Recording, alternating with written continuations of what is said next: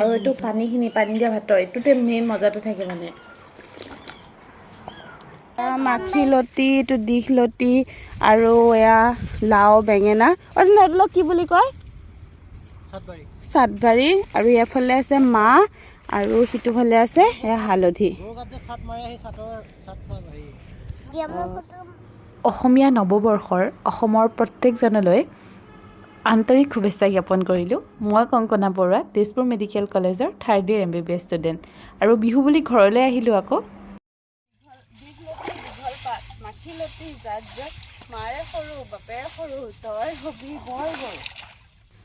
আমাৰ প্ৰত্যেক বছৰে নিয়ম জানেনে, গৰুকেইটাক ধুৱাই অহাৰ পিছত এইবাৰ ছাগলীকেইটাক ধুৱাওঁ আৰু গাওঁ লাও খা বেঙেনা খা বছৰে বছৰে বাঢ়ি যা মাৰে সৰু বাপেৰে সৰু তই হবি ৰাম ছাগলী। এনেই আৰু অলপমান ধেমালিকৈ। আৰু এইবাৰ বা ঘৰলৈ আহিব নোৱাৰিলে নহয় গৰু বিহুৰ দিনাখন।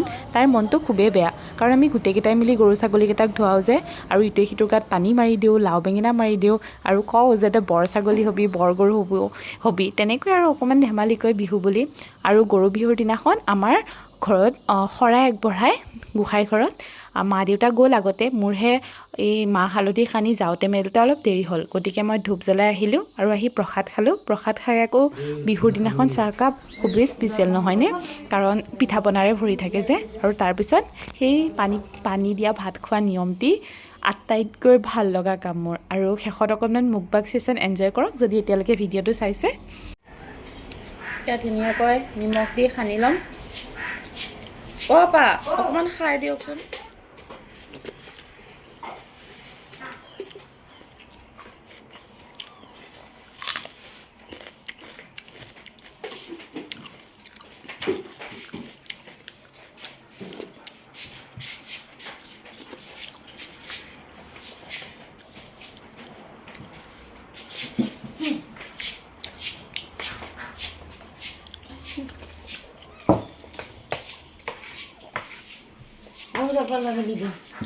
অকণমান খাৰ দি লৈছোঁ।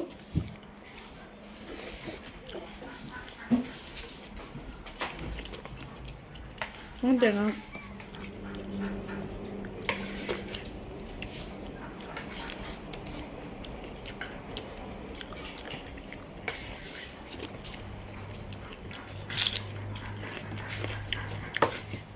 আৰু এইটো পানীখিনি পানী দিয়া ভাতৰ এইটোতে মেইন মজাটো থাকে মানে